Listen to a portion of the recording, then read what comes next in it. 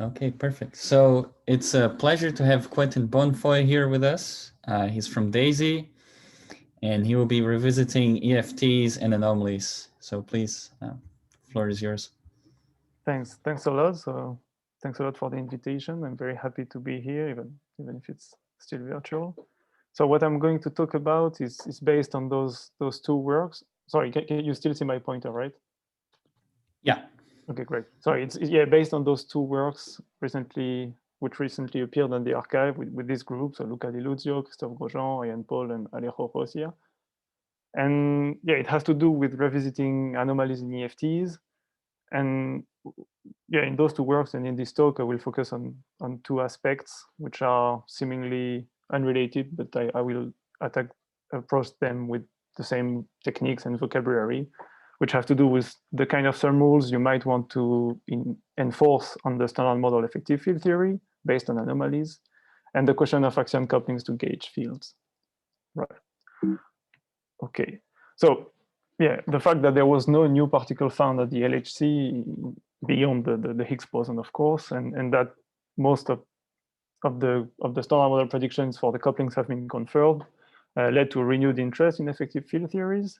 So the basic idea between effective theories is to start with some set of IR degrees of freedom and a choice for the symmetries, and then you would write the most general dynamics for those degrees of freedom, and that would take the following form. So you have the usual renormalizable part of Lagrangian here, and a tower of higher dimensional operators that would encode the modifications to IR physics sourced by some hypothetical unknown and not specifically parameterized UV physics.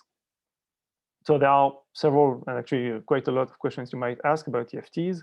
There are what I would call UV questions, for instance, the question of matching. So starting from some specific UV model, you could ask how does it match to EFTs, which kind of operator does it generate, with which coefficients and so on. And you could also ask some IR questions, so things which instead have to do with the question, what is it to be a consistent EFT, and which have to do with the IR, the consistency in the IR, really, and for instance, some keywords which have to do with this are positivity or unitarity. And in that talk, I will discuss some recent questions which have to do with the specific kind of EFTs where you have massive gauge fields. And most of the techniques and even concepts that I'm going to use are quite old, so it might sound very obvious to some of you, and I hope to not all of you. So before I go into the detail of this, let me just present what kind of EFTs I'm going to deal with. So the first one is the SMEFT, so the standard model effective field theory. So it's as any EFT, I should start by giving you the degrees of freedom and the symmetries. So those are the same as the standard model. So you have gauge fields, the 3 generations of fermion and a complex scalar Higgs, and their dynamics is invariant and their SU3 times SU2 times SU1 gauge symmetries. But then instead of just keeping the standard model Lagrangian up to dimension 4 operators, you will just add all the tower of operators that is allowed by the gauge symmetries. So for instance, one example of such operator would be this. So where you can check that this covariant derivative means acting here and here with a minus sign. So this respects the standard model gauge symmetry. So it's an allowed operator that will participate at dimension 6 to this tower. So if you're interested in this paper, this famous paper lists all dimension 6 operators, all non-redundant operators that are allowed. The second theory that is closely related is the HEFT, so the Higgs effective field theory. In that case, you start with almost the same degrees of freedom, but this time you don't postulate that the electroweak symmetry breaking happens due to a complex scalar Higgs. Instead, you will just keep the Goldstone bosons that make up for the longitudinal components of the gauge fields of the Z and the W. And just to match phenomenology, you will add this singlet scalar, which matches the 125 GeV Higgs. So in that case, you still have an SU3 times SU2 times U1 symmetry, but in that case, the electroweak part of this Lagrangian is realized non-linearly, namely you already have the Goldstone bosons encoded in this theory, and the theory is by definition in the broken phase. And okay, and the last, sorry, and yeah, if you're not familiar with this, the transformation of these objects. So here the electroweak symmetry doesn't act in in the usual linear representation like way on those pies, but it acts on the way that you would get if you were. Sorry. I'm sorry to interrupt, but it's, when you are talking about nonlinear, this Gaussian boson, whatever, then it implies that you are below Higgs, right? So right. Then you do not need H. Why you need H? No, well, you don't need it unless you want to. Unless you want to reproduce the phenol associated to the 125 GeV Higgs, no? No, but look, either you are below 125 GeV in your effective theory, or you are not. You cannot play. You should choose, because if it's effective theory below the scale of Higgs, then Higgs is not present in effective theory. Right. Okay, but what I had in mind is some. I mean, there are theories where you could be above 125 GeV, and your phenol may not be parametrized by this SMEFT, but instead by this heft here. No, I mean, I say it again. I mean, there are extensions of the standard model, right? Where you would end up in a theory where I mean, so that at the energy range above the mass of the Higgs, you will need this kind of. But then it could be linear realization. Why? Sure, it could. Yeah. Right. So in this way, I mean, which regime you are in, it depends whether you're below scale of Higgs mass or not below, right? Actually, sure. in this way, yeah. Yeah, I think so. That's why I'm asking. No, so what you mean is that I could start from here and go below the mass of the Higgs, in which case I would end up into this kind of realization without the Higgs. That's what you're saying, right? Right. No, okay, no, right. Sorry. At that stage, what I'm referring to are instead some. So, for instance, if you start in the SMEFT here, you parameterize a kind of theory where you have correlations, right, between some couplings due to the fact that you embed those two kind of objects into the same doublet, right? I mean, there might be extensions where you need to allow for more freedom, which have to take this form. But again, you have operators which are involved, say, for example, vector field, right? And you of dimension 5, you did not write them. Sorry, can you say it again? No, you can have, instead of HDH, you can have G-mu, right? I mean, or operator containing, gauge field, like magnetic moment, for example, right? You do not write it, right? I wonder why. No, they're all there. They're all there. He just didn't write those. Yeah, sorry. No, sorry. Here, that's just an example of one that's of those. Just an example. Yes. Sorry. Yeah, this is an example of those. I see. Okay. Yeah, no, but I think that if you are talking about effective series, then first you are starting with at which scale you are, below mass and which mass below, because if you are below mass of, say, vector boson as well, then vector boson also would not enter, right? Right. So okay, here I talk about EFTs above the mass of the Higgs, I think, in that case. Yeah. Mm-hmm. Not too far above, but I mean there might be. No, right, but then it means that what you are writing, it is still within. It's not effective theory yet, because rewriting in terms of U and H is always possible. It's not effective theory. It's just rewriting in terms of this sigma and H. It's possible independently in original theory as well, right? Sorry. You mean this, right? Yeah. Yeah, right. But for instance, okay, I could consider this theory in the unbroken phase, which would not. Okay. No, but I think we agree. Yeah. Okay. Okay. Sorry, maybe I should. Okay, and then sorry, just to the last thing I'm going to consider is just to add an axion to this theory. So whichever of them. And in that case, it just means that on top of those degrees of freedom, I add a pseudo-scalar singlet A, and it's going to enjoy a shift symmetry of that kind. So here I call it a page-equine symmetry as usual, and there is this parameter transformation and the scale FA, which here I will call the Axion decay constant in that talk. Right. Okay. So the outline of the talk will be the following. So we'll start by discussing anomalies in EFT from the point of view of the SMEFT. So in particular, I'll discuss those some rules on the SMEFT that you might want to apply based on anomalies. And the keywords would be counter terms with massive gauge field, Goldstone couplings, or gauge-invariant modifications to gauge couplings. All of this I will discuss later on.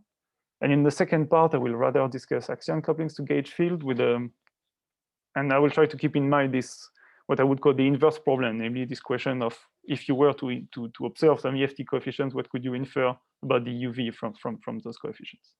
And again, some keywords, counter terms with massive gauge fields, page equivariant Axion couplings, nonlinear realizations of symmetry, and some rules. Right. Okay, so let me start with this part on the SMEFT and rules. So if I were to ask anyone in particle physics, what are the conditions that I should enforce to be allowed to couple this gauge field to some current, fermionic current? Everybody would say that I need to enforce this, that the gauge anomaly is cancelled. So for abelian theories, this would take this form here, well, summed over the different left-handed fermions in that case. And I would need to enforce this for the consistency of the gauge theory. However, we also know when we deal with EFTs that this might not be true if you consider a gauge field which is massive.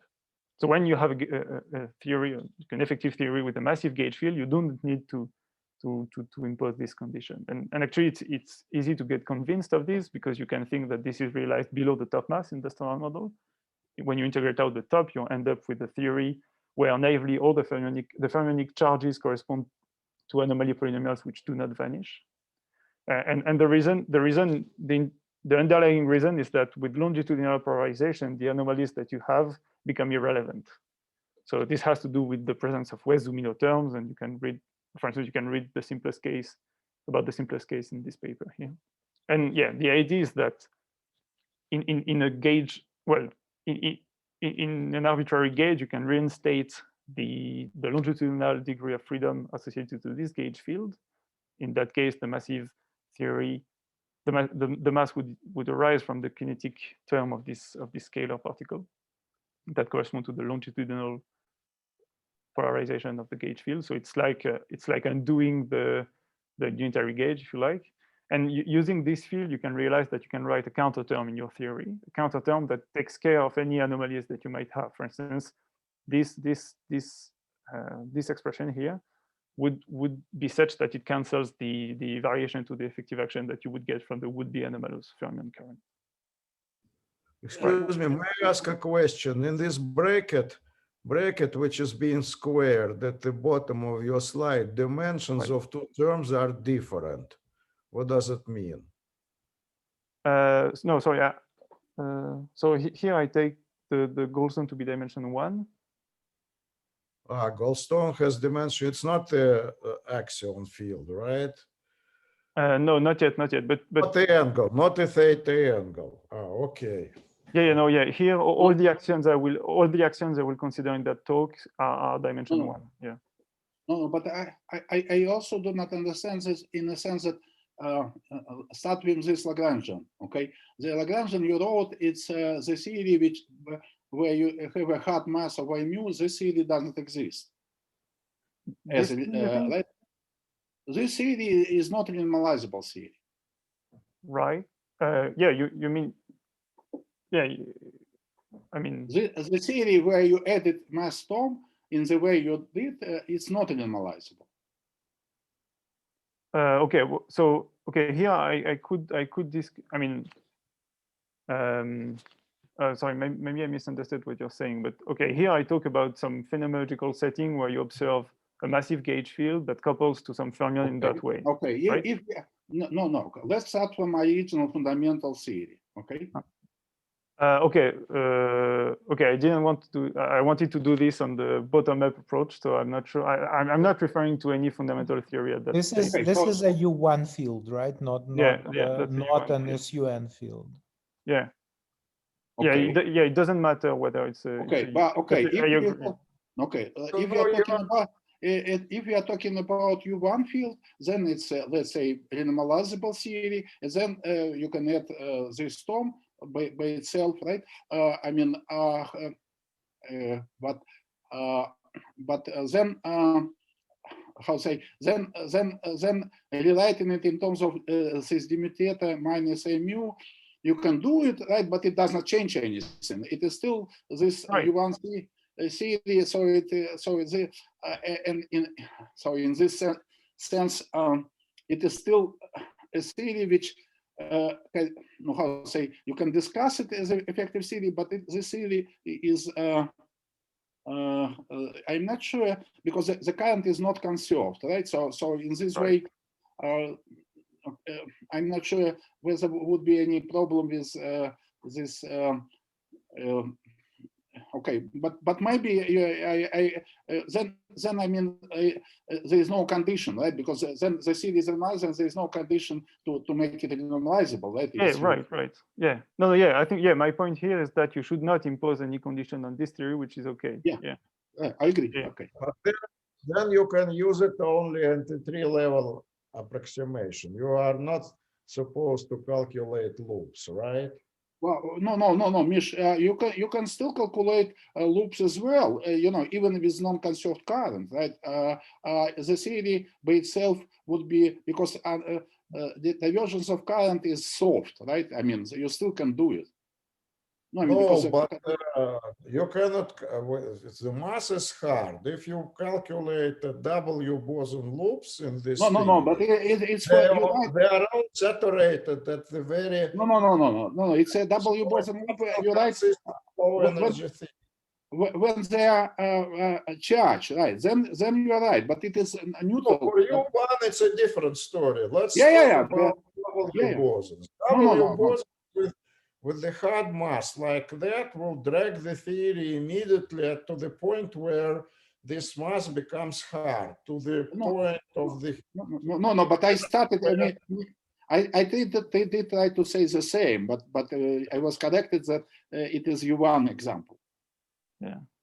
No, but do you understand that it's usable for the theory which you write is not usable beyond the 3 level? If you add to W bosons hard mass like that in your slide.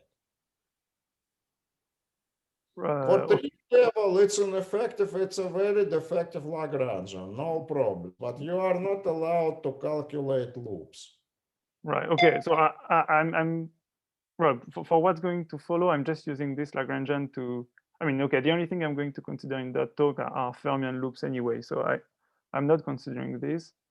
Okay, I'm using this Lagrangian as a motivation to understand what's happening with massive gauge fields, what kind of counter terms you can use, and how you should treat how you should consider. But it's not clear what so what you are trying to limit yourself by Z boson only, or you're trying to consider W boson as well. Right. Well, a photon, Arkady, not Z boson. Z boson also has a part of SU2, right? It's a photon. No. It's a part of SU2, but let's say that you neglect everything besides U1, right? Then I do not think that you are talking about just U1 case, right? Well, no, I didn't intend to talk just about the U1 case. Well, I'm sorry, I don't know if I can make any definite statement about the generalization of this, but okay. Yeah, but eventually you're going to talk about W and Z, right? You're going to talk about the standard model effective theory. That's right. Later. Yeah. Right.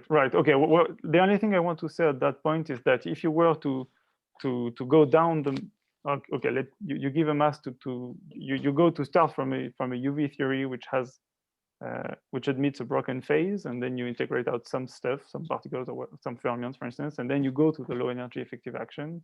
I'm just asking at that stage, what would you be allowed to call a consistent or an inconsistent theory? No, that's the only thing I'm asking.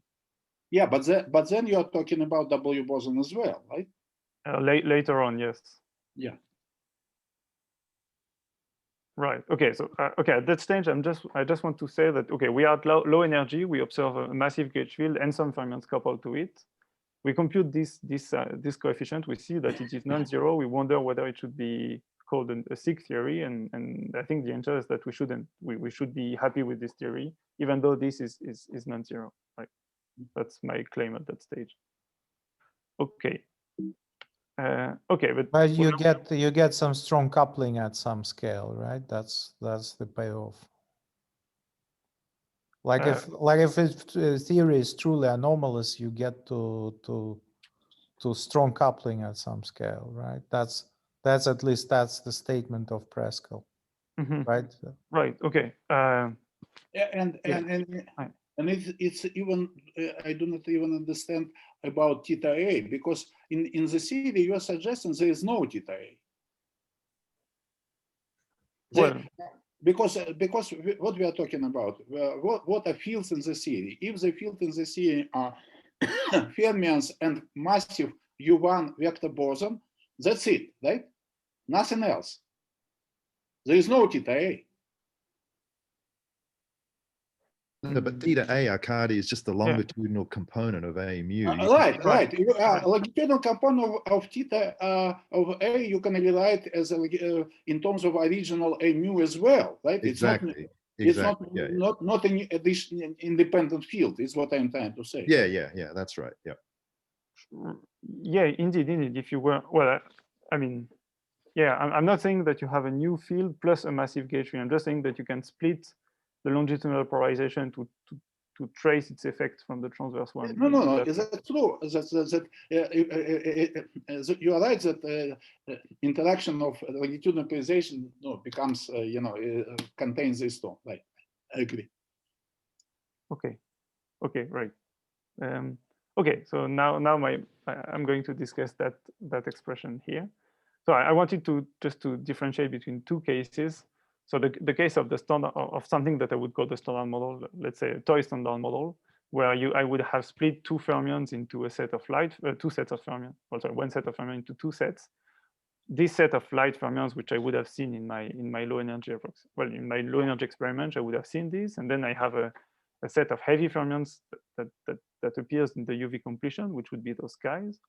In that case, if my UV theory is anomaly free, I could understand this term here as arising from the non-conservation of the current from those associated to the heavy fermions. Namely, I have a full set of fermions which is anomaly free. I integrate out some parts, and due to this non-conservation of the current in the EFT, I get back this term.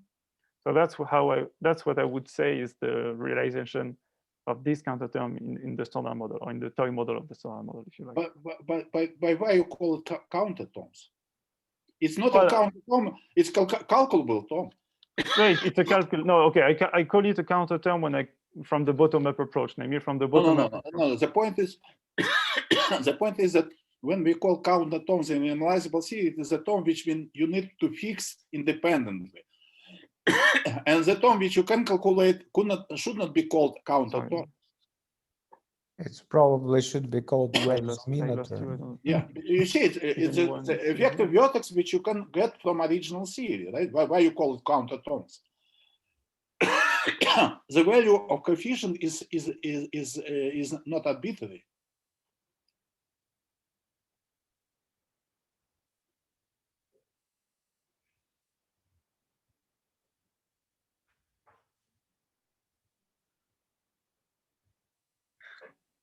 I think we lost the speaker. Yeah. Oh, we lost him. Arkady, we lost him. Yeah. I'm sorry. I kind of pushed him out. I'm sorry. Arkady, it's your fault.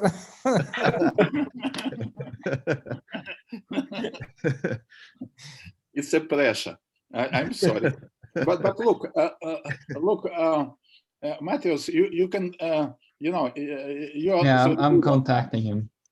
Oh, he just rejoined. Sorry, I got disconnected in the middle of your last question. Let me share again. No, I'm not sure. Sorry, I missed your question. I see. Okay, but I'm sorry. No, what I'm trying, it might be terminological. What I'm trying to say is that I would disagree to call it counter terms, because it's not a counter terms. It's a term which effective vertex you can calculate, right? You calculate. Yeah, I agree. Right. So why you call counter terms is a term which we should adjust, right? Is what you call in analyzable theory. It's not a counter term. Right. Right. Okay. Okay. What I had in mind is this this discussion of relevant anomalies versus irrelevant anomalies. Namely, I mean, I would call an irrelevant anomaly something that you can cancel by writing a local term in the action that takes care of it. So, okay, that would have been my use of the word counter term in that case, a term that you can add to the action that removes an anomalous variation. In the language of effective theory, when you are saying counter terms, it implies that you can add those terms to the theory and adjust it, the coefficient from experiment, right? It is a standard way for counter terms. Right. Here, you know coefficient from original theory, right? The coefficient is calculable. Sure. From the UV, yes, it's calculable. Right. Yeah, so that's why. No, I think it's terminological. I'm not saying that it is crucial, right? But yeah. I would say that it's better not to call it counter terms. You can say that it is effective operator which appears there, but right. But it's not a counter terms in the sense of adjustable. Yeah, no, I agree with you. Okay, then I will have this word on my slides a few times. So sorry for that. Then. Okay. No, we agree. Yeah, indeed. In the UV theory, that's a finite thing that you can compute. Yeah. Okay, fine. Which is actually what happens in this picture where you have this heavy field and this contribution to the anomaly is encoded in this term.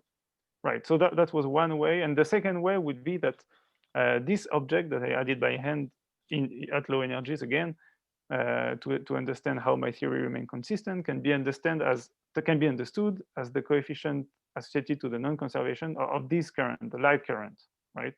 I mean, if I were to replace this by this, it would give me exactly the same contribution to the variation.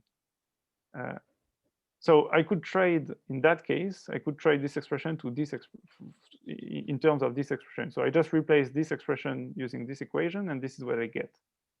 So, I mean, if I want to, I could just get rid of this by gauge fixing, for instance, in which case I would go back to what I had before, namely this current coupled to the fermion plus a massive gauge field, right? But now this is how I write it down.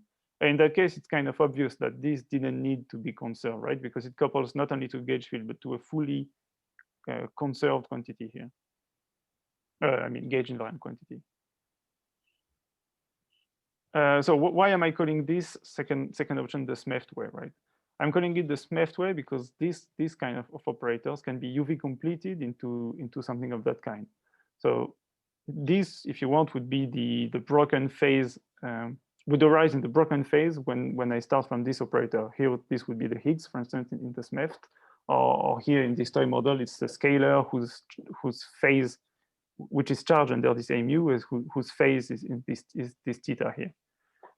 So okay, and this kind of operators is exactly what appears in the SMEFT, right? So this is where. But when you say it's complete, your completeness implies the price that you are introducing extra field in the theory, right? You introduce physical Higgs field, right? Right. So in this way, it's not how to say it's complete, make it complete, but it's not like how to say extending of this theory with theta. It is adding up a real Higgs field.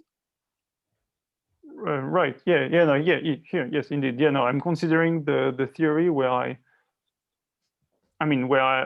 just how to say where I just understand how the full symmetry breaking happens. I mean, but you see why I'm asking, because if you're considering U1 theory, you do not need Higgs field.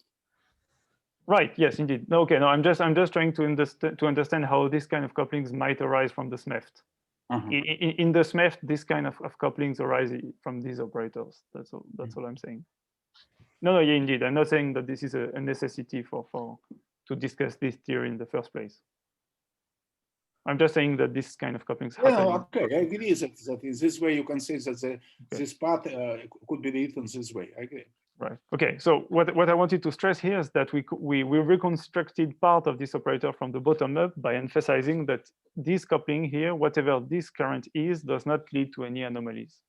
So on the other hand, if I started from the top down, from this coupling in the SMEFT, I shouldn't get any anomalies either, right? So, and this is in contradiction with recent claims that appear in the literature.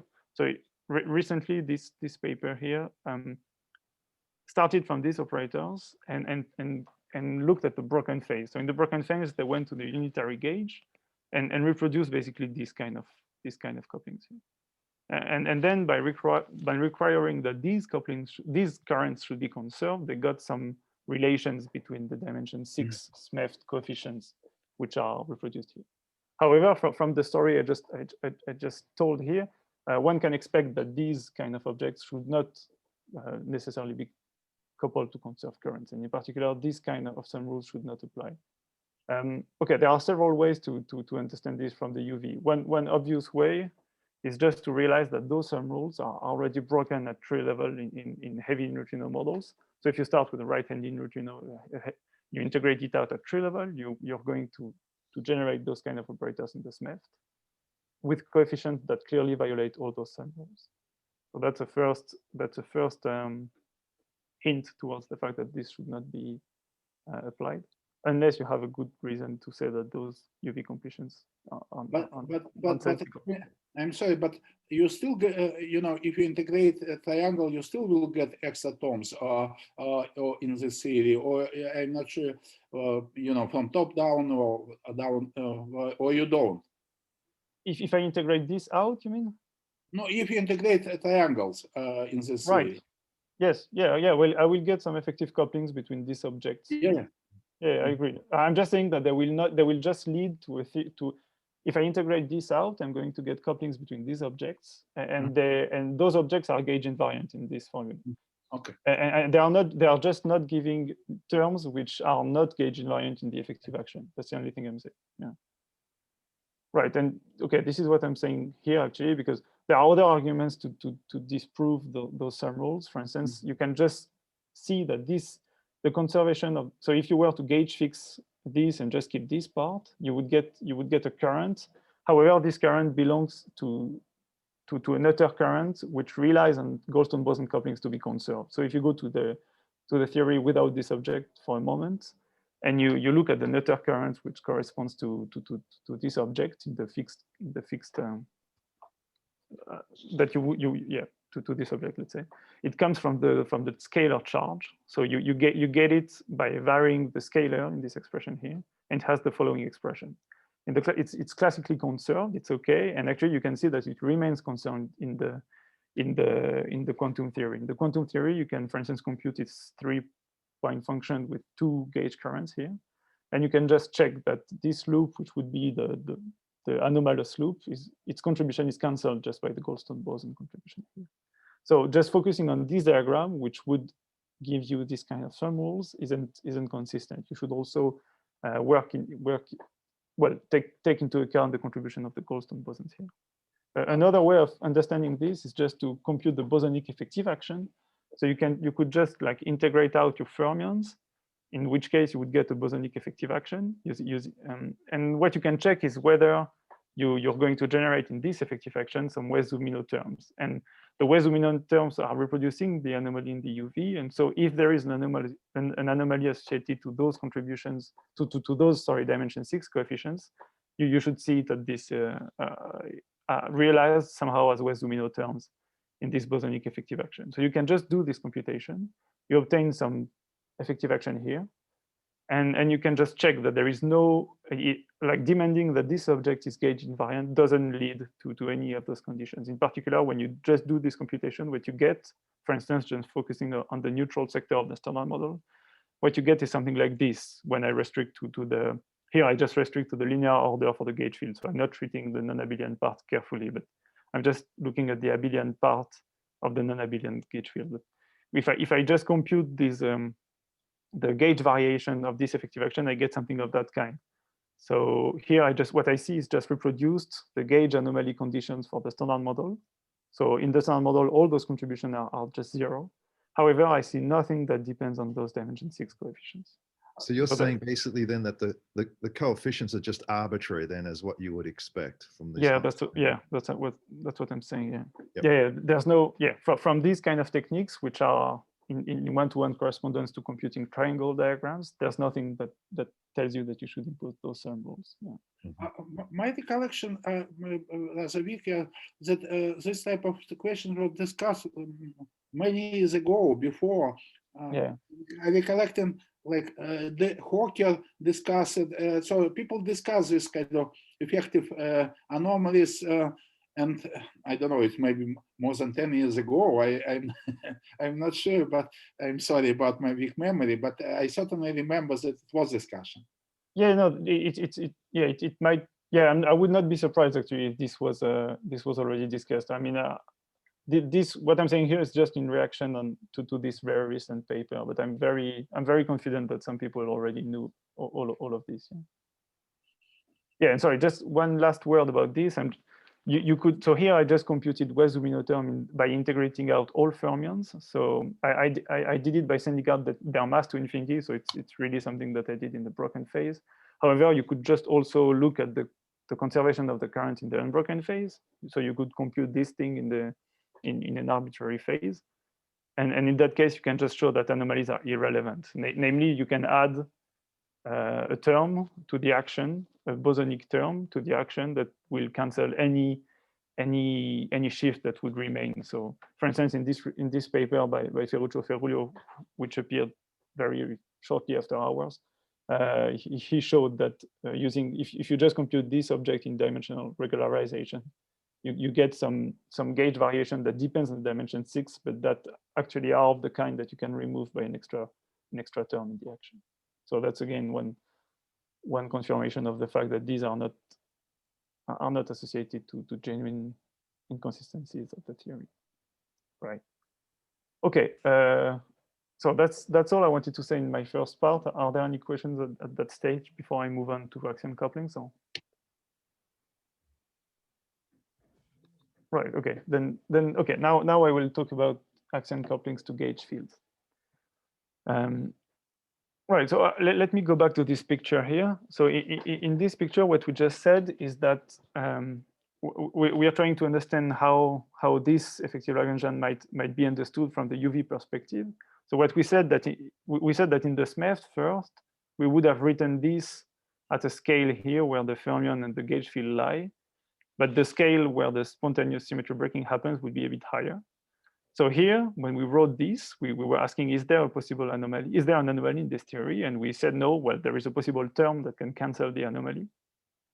And indeed, when we went to the SMEFT above the scale of electrolytic symmetry breaking, the way these couplings are embedded explains us how the counter term is automatic from the UV description. In the standard model, you have a similar picture, except that this time you have heavy fermions at the scale of the symmetry breaking, which, so for instance, the top, that would be the top quark. So below the mass of the top quark, you might think that there is an anomaly, which is actually canceled by that kind of term. And indeed, when you go to the UV, there's no need for any bosonic term in the action, so that when you integrate out the top, well, this term is generated. Right. So all this is. Sorry to interrupt, but look, it's not V, because the scale of the mass is GV. And it's different scale. So you mean the mass of the gauge field, no? Oh. Yeah, mass of the gauge. So there is no scale V. V it is the scale. I don't know which normalization we are using, but in normal normalization, the mass of the vector boson is G multiplied by V, right? Right. No, I agree. No. Here I mean the scale at which you see all the degrees of freedom that tell you how the electric. Okay, then it's a mass of scale. It's not V. It's a lambda V, square root of lambda V. Right. So it's never V by itself. No, you're right. I agree with this. Sorry, no, I meant the scale at which you reconstruct the full mechanism for spontaneous symmetry breaking. Yes, no, I agree with this. Sorry. Yeah, no, okay, fine. Right. Okay. Now I would like to switch to axions, but I will still use this discussion as an inspiration. So in that case, I will not talk anymore about a gauge symmetry. I will talk about a genuinely global symmetry. So I don't have any gauge field, so I will just remove the gauge field from my low energy effective action. And I will just, so this X longitudinal polarization becomes just a physical field, which I will call A in the following. This is nothing, now it's just a mass scale that has nothing to do with the gauge field. So it's just the decay constant A, right? So I will simplify further and I will just consider one gauge field in the theory. So my EFT now looks like this, right? Okay. So in that case, I again have a hierarchy of scales. So in the IR, I will have this gauge field here. Its mass, I will have, again, all the degrees of freedom, which tell me how this thing is spontaneously broken. I will get the axion, which is also light, some fermions, whatever. And then I have this effective scale here, which is associated to the higher Page-Equine scale at which this global symmetry is spontaneously broken and some heavy fields live there. So in that case, there might be a global anomaly in the UV. And this global anomaly, in the same fashion as the one we discussed before in order to reproduce those anomalies in the EFTs, are going to give me an Axion coupling when I integrate out those heavy degrees of freedom. Right, and actually this is very well, it's very interesting for Fino because it gives you some kind of an ambiguous UV information.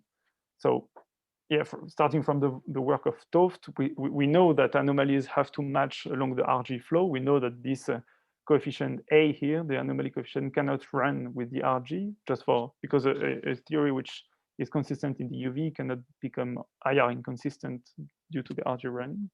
And it has actually nice phenomenological application. For instance, there was some recent proposal of understanding extracting the UV anomaly coefficient from CMB. So it's actually it's a very interesting property, and it's encoding something fundamental about the UV. However, it seems to be, at least naively, a wrong conclusion that this coefficient here might correspond to the anomaly, the UV anomalous coefficient of the EFT. And for instance, so it was so like a bit less than 2 years ago, Covio and Smith computed Axion couplings in the DFSD model, and they just noticed that the Axion couplings to for instance, to photon and Z, this amplitude was given at leading order by a coefficient C, which didn't match to the anomaly of the UV. So in this, irrespective of whether of how you define your Page-Equine charges, you have a set of couplings, Axion to 2 photons, to 2 Zs, to 2 Ws, and so on. And all those things couldn't be defined in a consistent way as arising from anomalies. So okay, so here it seems that what you should put in this EFT is not the UV anomaly, it's just another coefficient that you computed, which is this C here. So well, you could ask, okay, what happens? Did we misunderstand what we should do, and should we recheck all the literature where we computed those kind of couplings from anomalies? Well, no, we don't need to do it, but let me just explain what's happening in this example from an EFT perspective. So very naively, why am I happy to see something like this with the UV anomaly coefficient and not some other coefficient C, which can be whatever, but doesn't match this coefficient A? Well, the naive understanding is that this coefficient here shifts under the Page-Equine symmetry in a way that seems to reproduce something that looks like an anomalous shift with the right coefficient, which matches this intuition in terms of anomaly matching. But so now I'm puzzled, right? Because I have this in my EFT. I would have liked to find this to have this shift that matches the shift that I have from the UV. So I could try to do some silly manipulation of that kind, right? I could say, okay, this is not the way I want to write my amplitude. I could just keep the part that I like, and the rest, okay, I rewrite it using integration by part in that way, right? So those two things are perfectly equivalent up to integration by part. Here again, I'm using some abelian gauge field here, so I'm not, right, abelian integration by part is enough for that. And then, okay, if I'm doing this silly manipulation, it seems that this object doesn't shift anymore under the Page-Equine symmetry. So because the axion is hit by a space-time derivative, so that I get a shift here, which corresponds to the right one. So maybe all I should have done is to write, instead of writing this effective operator, I should have written that, right? Okay, you could say, okay, this is nonsense. Integration by part shouldn't be the way to solve anomaly matching. It makes no sense. I agree with this. And indeed here, I've done some very abusive manipulation. For instance, I've been taking seriously this object, which is actually a boundary term, which lives in the boundary of space-time. And here I neglected that boundary term by doing integration by parts. So indeed, I need some stronger local criterion, something that depends on the bulk of space-time physics that I can sense, for instance, in perturbation theory. But still, this kind of seal manipulation is going to give me is giving a flavor of what's happening. Okay, let me say why. So so one thing what people should remember when talking about anomaly matching is that even if global anomaly matching is useful for understanding EFTs, and for instance, in the case I discussed to get some interesting phenomenological output, some nice conclusion out of phenomenological output. In the case of gauge symmetries, it's much more fundamental than this. Anomalies must match for a gauge symmetry, and this is just for the consistency of the gauge symmetry altogether. So I could think, okay, if I were to modify my Axion theory in a way that makes the Page-Equine gauge symmetry a gauge symmetry, then I will have no choice. The way the EFT I get has to match all anomalies, and then maybe it will give me an understanding of what's happening. So I introduced this fake Page-Equine gauge field. So it's not a field that I want to see as physical. I'm not going to quantize it. I'm not going to make it dynamical. I just introduce it as a source for the Page-Equine current, and then I compute my effective action, all my correlators using this source. Now my theory has a classical local invariance. Now my Page-Equine shift can be made local. It's still an invariance of the theory, provided this object shifts accordingly. And then what I see is that now in both sides of this equation shift in the same way, right? Because now this doesn't vanish because of the derivative anymore, and I reproduce both sides of the equation. So okay, it's good. It looks like less nonsense, but on the other hand, it got rid of this naive matching that I managed to reproduce by doing this trick. Okay, so what should I do? Well, now I just have to remember that due to this new Page-Equine gauge field, I can now write new terms using this Page-Equine gauge field. So if I want to enforce the matching at the level of this EFT, I can just use the transformation of this object to write new terms that are going to cancel, for instance, the variation of this term. So how does it look? I start from this, and I want to modify it in a way that is going to ensure that the matching with the UV works. So again, here, sorry, just to go back to Arkadiy's question before, I'm using the word counter term as a way of building a modified EFT that would reproduce anomaly matching with the UV. Of course, again, if you start with the UV with a theory that works, you can just compute those finite pieces term. You will just reproduce what I'm going to build here. So in that, it's still a counter term in that sense.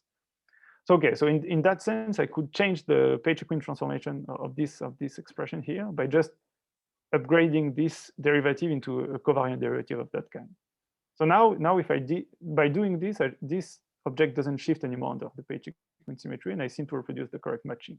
The pheno would be the same, right? Because I just freeze this to 0, and it gives me the same EFT as before. However, in terms of anomalous properties, it's very different. Right, so that seems good, but now there is one problem, which is that I generated 3 gauge boson coupling, and this gauge boson coupling shifts now under the physical gauge symmetry. Sorry.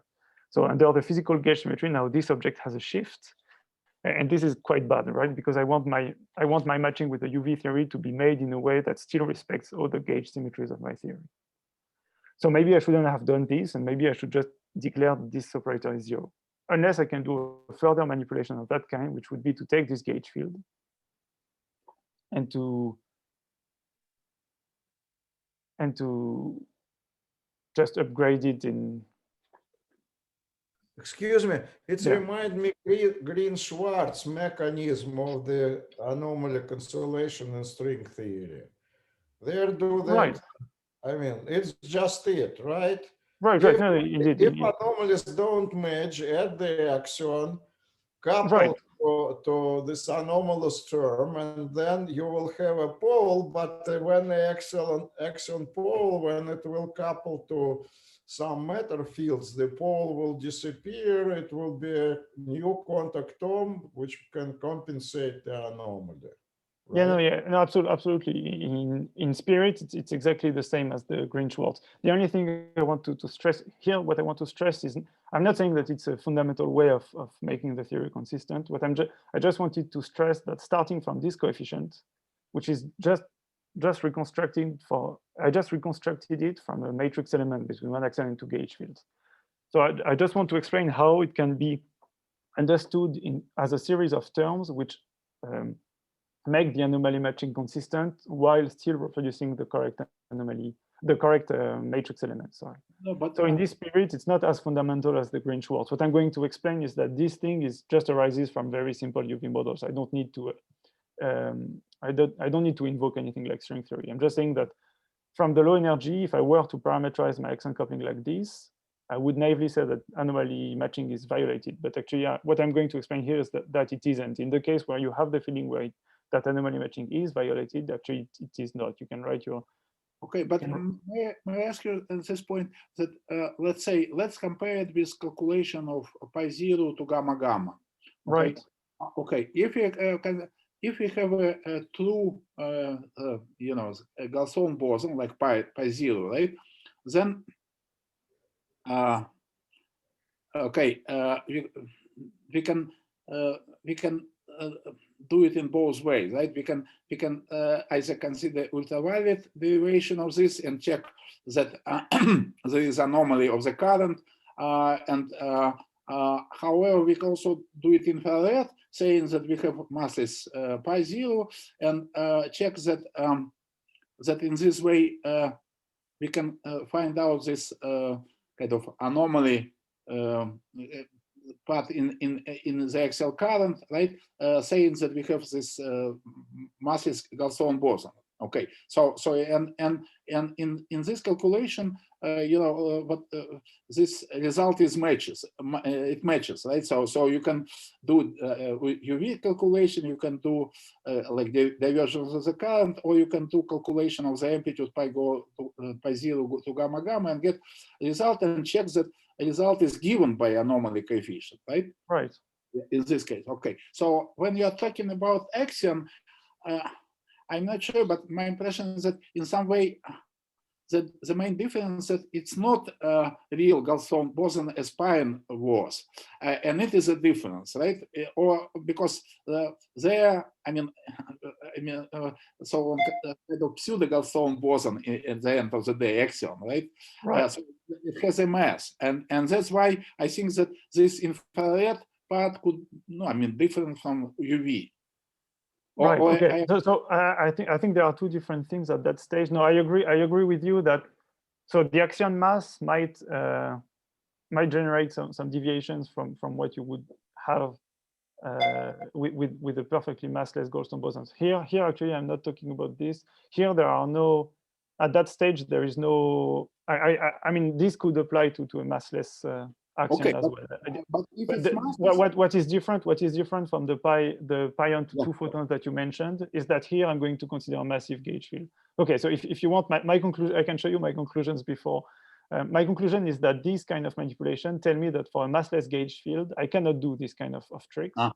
For a massless gauge field, these two have to agree, and this is just due to the fact that all the efforts I could do whatever I want to try to make this consistent both with page-equivalent anomaly matching and with the conservation of my gauge field. There would be no way for me to do this. No, so I understand, because now you have extra interaction which you do not have for massless vector field, right? Okay. Yeah, exactly. No, I mean, if you want, in other words, what I'm saying is that if I start naively with this thing, I do this trick of integration by part. I can add terms which would vanish when I remove the page-equivalent gauge field, but I can add terms one by one that will build up this term as being fully covariant. No, but I think that physically it means the following: that when it was just say two polarization in massless gauge field, and I consider pi 0 to gamma gamma, there is no ambiguity. I can do from infrared, I can do from ultraviolet. There is no. When you consider massive field, then just effective. No, I mean amplitude is not function of just those two polarization. You have more than this. Right? Yeah. And this is I think it's related to what you're talking about. Yes. Yeah. No, I think so. Indeed. No. Indeed. Here, the polarization, this additional polarization is key for the discussion. Yes, definitely. Yeah. Yeah. So all what I want to say at that stage is that if you want to like decompose this thing, which again you just reconstructed for your matrix element, which you naively computed from the UV, you can split it into a piece which matches the anomaly and a piece which is invariant only if you have a mass. If you don't have a mass, then there's no consistent way of let's say upgrading this object in a way that respects both the Page-Equine invariance and the gauge invariance of the original gauge field. So this leaves you nothing but the choice of imposing that these two coefficients have to agree, which is indeed what we see, luckily, in all computations of photons, axion to photons or axion to gluons or whatever. So this explains why you could do this computation in the UV, just compute this coefficient and just plugging it in the EFT. However, it also explains why when you have a massive gauge field here, this might not be so obvious. When you have a massive gauge field, you have at your disposal this kind of object, this kind of completion of this object into something that does not vary under any of the gauge symmetries, that allows you to consider that this inequality is consistent with both anomaly matching and the conservation of the gauge symmetry. So can I ask a question here? So then this coefficient appeared only in the DFSZ model, is that right? And not in the KSVZ? Yeah, absolutely. Yeah, well, because the key point is that you need, so to generate this from the UV, you need some completion of this, you need some UV completion of this effective axion coupling, right, which is chiral with respect to the gauge field.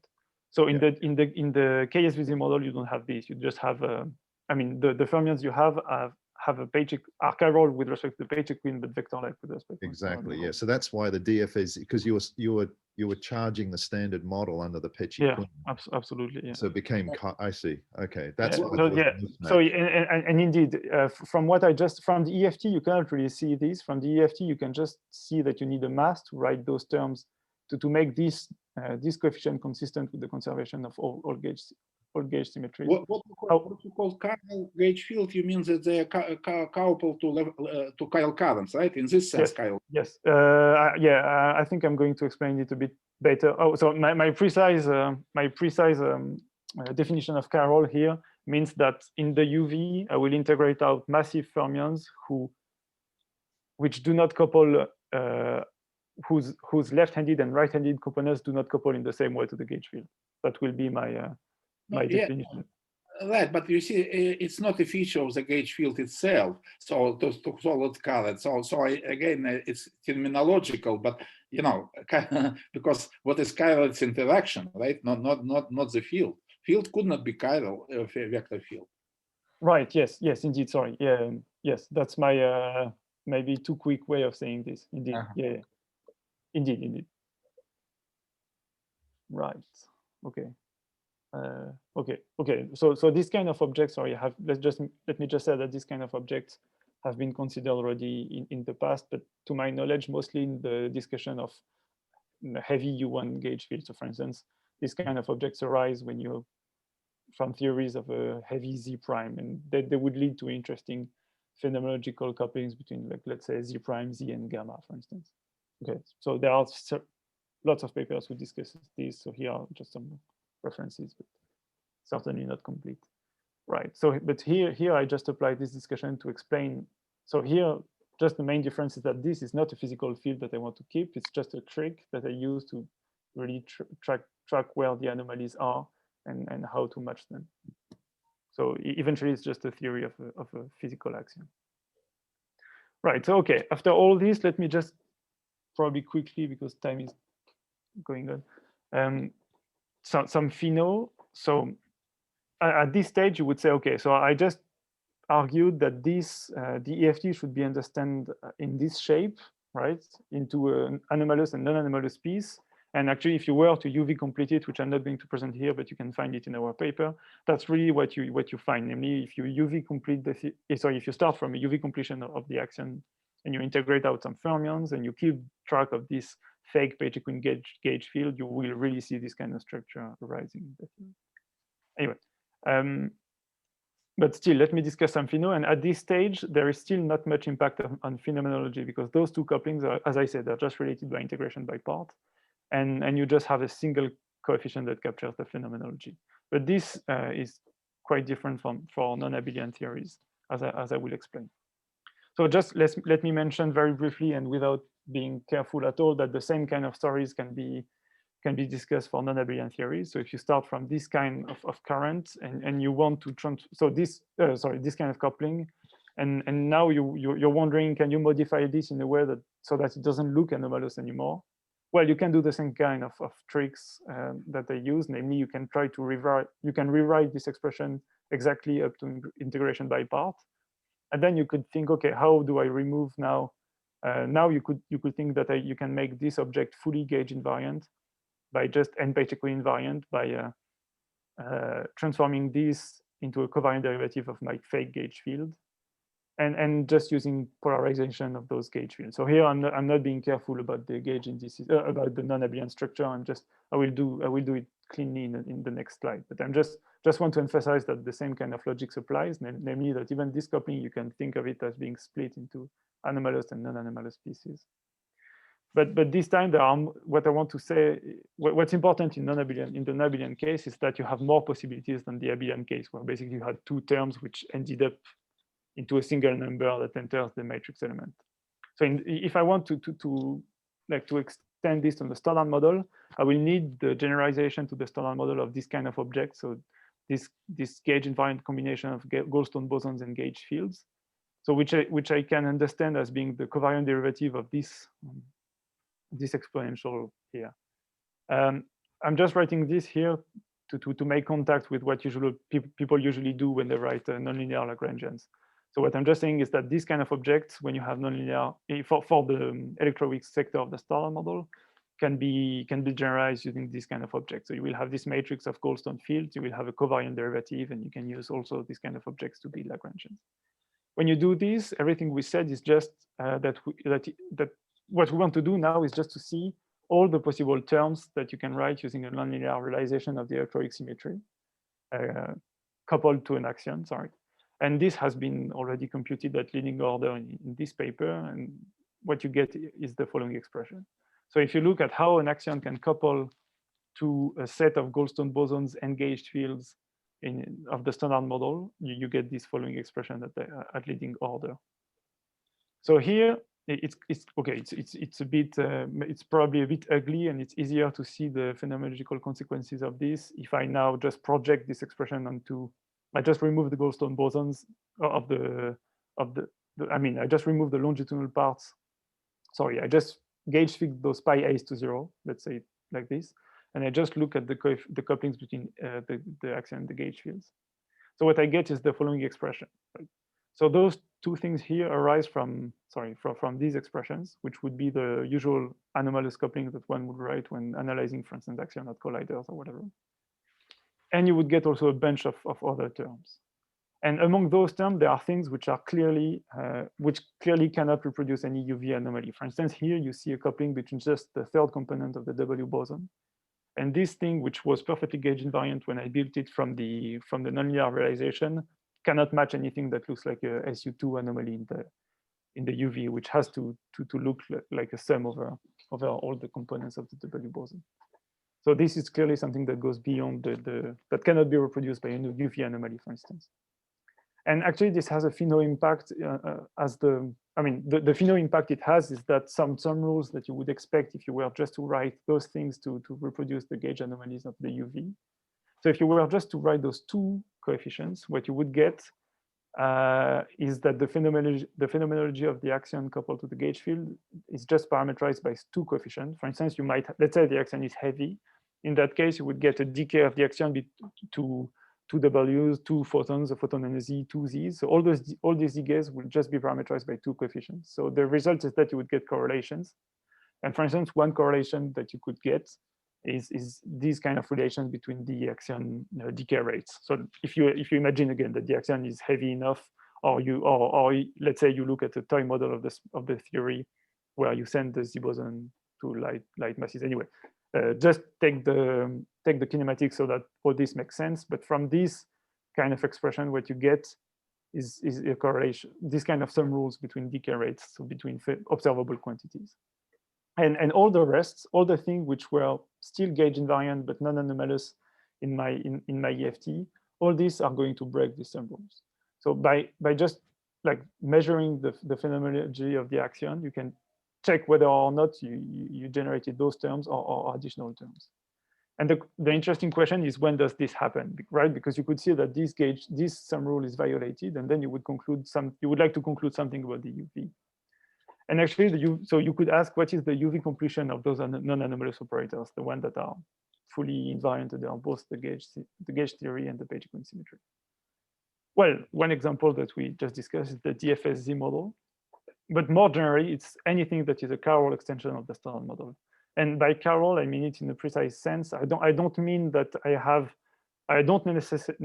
something important is that I don't necessarily mean that my spectrum of charges in the UV is chiral. Namely, it could be okay if you call it a vector-like spectrum. The only important thing is that the mass eigenstates are arranged in a way so that their left-handed and right-handed coefficient, left-handed and right-handed parts do not couple symmetrically to the gauge field. So that's how I'm going to define chiral. So that's somehow a IR version of chirality, right? Because I'm not just asking something about the gauge charges, but also about how they are arranged into mass eigenstates. So if your extension has something like that, then you end up with an Axion EFT that violates the naive sum rules.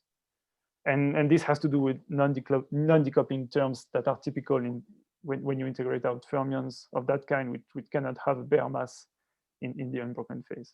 And it is related to the fact that I needed to use those Goldstone bosons in the first place, because namely, when I integrate out those kind of matter, I don't expect to be able to describe my phenomenology using a linearly realized electroweak symmetry.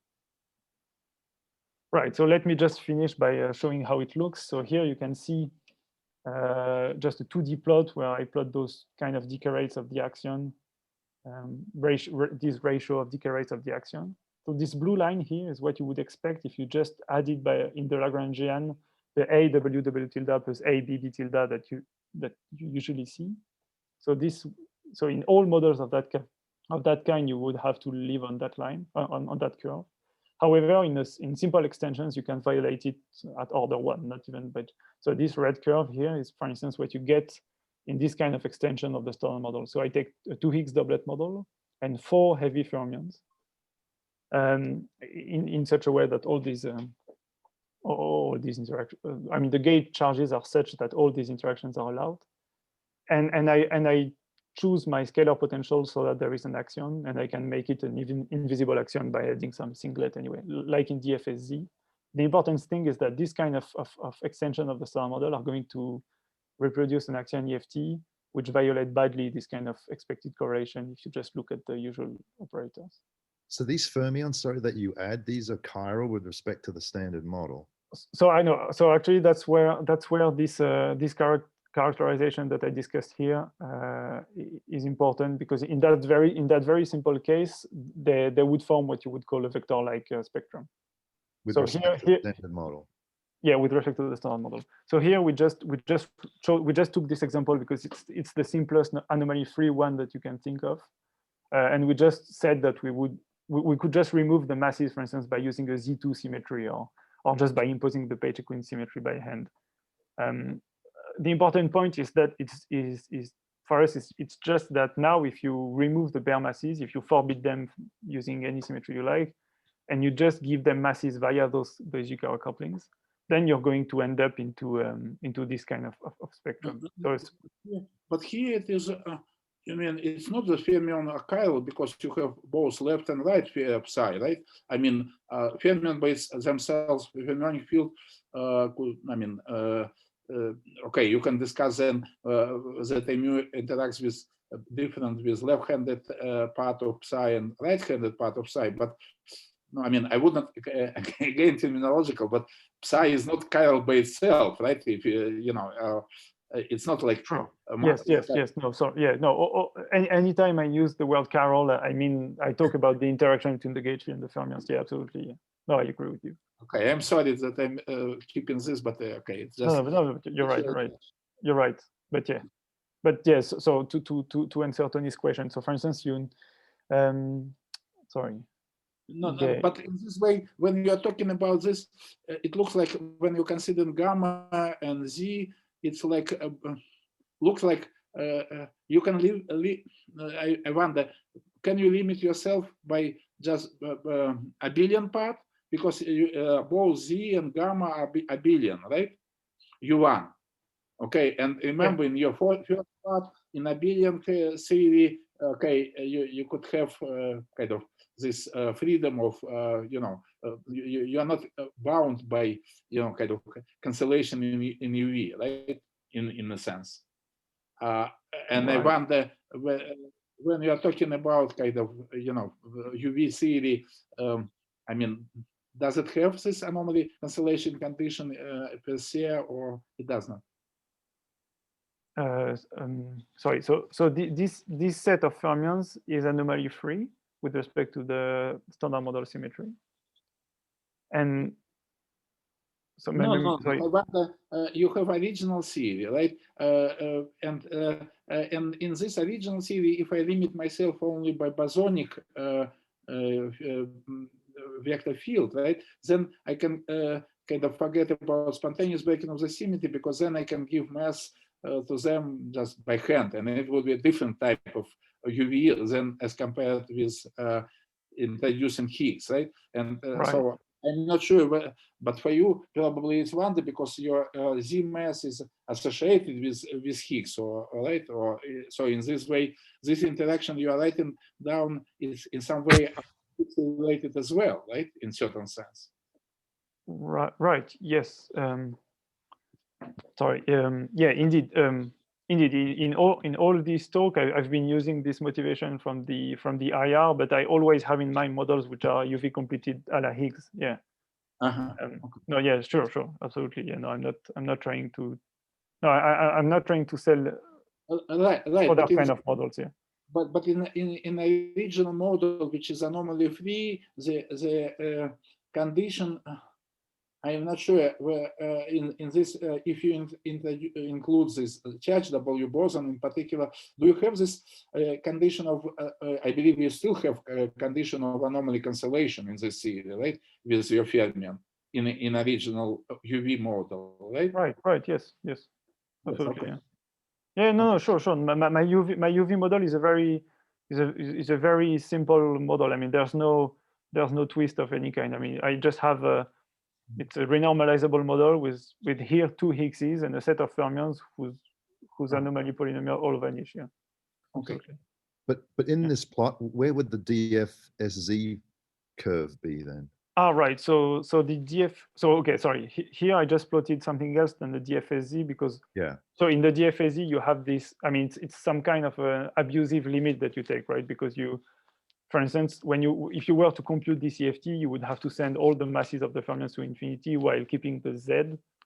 So that would have no phenomenological impact. If you compute the Axion decay rate, for instance, in the DFSZ model, assuming that makes sense, you would get some form factor depending on the masses of all the quarks and so on. So you're saying that the same sum rule would I thought the sum rule was violated in the No, it would be. I'm just saying that I cannot. I'm just saying that I cannot write the result of the DFSZ model in some EFT of that kind, for instance, right? Okay.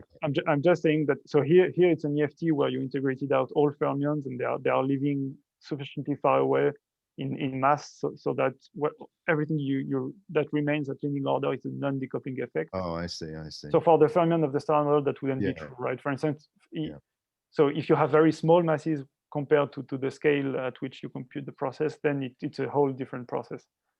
So indeed, if you take the toy model of DFSZ, where you send the mass of the Z to 0 and you crank up all the quark masses, let's say all to the top mass or whatever, then you would have some similar story, and you would get a curve of that kind. I don't know where it is actually, but you would, I don't know, another shape, something that doesn't align with this blue curve, but that's somewhere else in that plane, I guess. Now, I'm just saying that for the DFSZ, it doesn't have any phenomenological reason to compute this shape. That's why we look at this extension, because this is an extension where you can really send those Yukawa to the maximal value allowed by perturbativity or unitarity, and this limit is sufficiently high so that you can still treat the Axion in the EFT language later on. But the KSVZ would be on that curve, right? And Yeah, there's absolutely. any other Yeah. model, but there's Yes. no other model that would be on that curve. Well, anything that couples. So okay, so here you see what you need. You need the. I think what you need is that the fermions you integrate out communicate with the axion via a field that also breaks the gauge symmetry. So here, for instance, here you see that this H1, H2, they have a piece. I mean, they have some component along the axion and some component along the Goldstone boson of the Z, for instance. And you need some situation like that. So for instance, in the KSVZ, you have a singlet phi here instead. Yeah. And this thing is uncharged under the standard model symmetry. Right. Yeah. So if you have decorrelated spontaneous breaking of that kind, that wouldn't work. But I was just trying to wonder if it's unique, or you could really distinguish. No, I think it. I mean, you could cook up. I mean, I think if you added a more complicated scalar sector or more complicated fermionic sector, that would still work. I mean, we get the same prediction. Yeah, I think in spirit, it's. I mean, the very crude way is probably to find. I mean, you need to find a model where the same field breaks. Well, there is at least one field that participates both at least a bit in the breaking of the Pechi-Queen and of the electroweak symmetry. Yeah. So it doesn't need to be like the main contribution, but still it has to break both at least a bit, which is the case of these Higgses. Yeah. The FSZ and in this model too here. I kind of confused. You wrote vertices which are operator of dimension. What it is dimension 3, or because you're writing not field strengths, you're writing W field or vector fields themselves, right? No, sorry. I should have said here. Those are the field strengths. I just did not write this. Yeah, sorry. Of course. Yeah, sorry. I should have said this. Yeah, those are all field strength. Yeah, it's dimension 5 couplings. Yeah, sorry. I see. Okay, I'm sorry, but I was thinking, what does it mean? Yeah, sorry. Yeah, after a while, it's obvious to you, but yeah, sorry, I should have said that. Right. Okay. So let me now conclude. Sorry, I guess I'm super over time. So just a few takeaway messages. So what I wanted to emphasize is that with massive gauge fields, there are counter terms available to cancel anomalies. So which, as we discussed, are terms, if you start from the UV, that are naturally generated, that you don't need to add. But if you just want to reconstruct a consistent EFT from the bottom up, you can just add them by hand, let's say. And they make SMEFT anomaly free from the bottom up and also consistently from the top down. And they're automatically present in the Higgs UV completion. And they allow to leave the correlation between Pechi-Queen anomalies and Axion matrix elements, which we discuss. And this, as we just saw, leads to the violation of some sum rules. And this violation of some rules would be a smoking gun of chiral matter that would get its mass somehow, at least a bit from the Higgs. Okay, that's it for me. Thank you.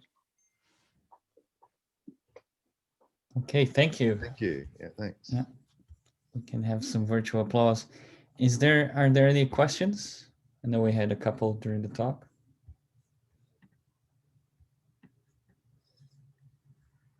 No more questions. Sorry, can you go back to the non-abelian case where you show there are many there are additional terms, sure. like Lagrangians? Just go down here. Are you claiming there are 5 independent coefficients allowed in this scenario, or there are actually additional boundary conditions to reduce them to lower numbers? So what do you mean boundary conditions? So you're saying they're really like I can have 5 independent parameters in this. Yeah, I think so. From the EFT, from the EFT, I don't. From this expression, everything is gauge invariant. I don't see any problem. If you take this model which I just discussed, so here in that model we computed in the limit with equal Yukawas. So with equal Yukawas, you have one of them which is not generated, I think. I forgot which, but one of them is not generated, but at least 4 of them are definitely generated. Yeah. And I expect that if you were to take different Yukawas, you would generate the 5 of them. I'm not sure, but I haven't done this computation, but I expect. Okay, so they actually correspond to different symmetries. In some, there's one term correspond to some C2 breaking, in some sense to your chiral matter fields, vectorized chiral matter fields. Right. Yes. Yeah. Yes, probably. Yeah. Yeah. Okay. It'd be interesting to understand these additional coefficients is correspondence to the UV physics and their symmetries. Yes. No. Yeah, I agree. Yeah, I agree. Now we haven't been in this direction really, but yeah, I agree with that. That's an interesting question.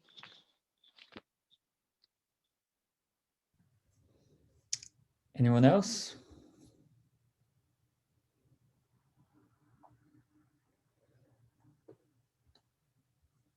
Okay, if not, let's thank Quentin again. Thank you very much. Don't worry about going over time. I think that's probably our usual seminar length. So Yeah. Okay, thank good. you. Yeah, no, I assumed that, but yeah. Sorry. Yeah. Okay. Yeah. Thank you.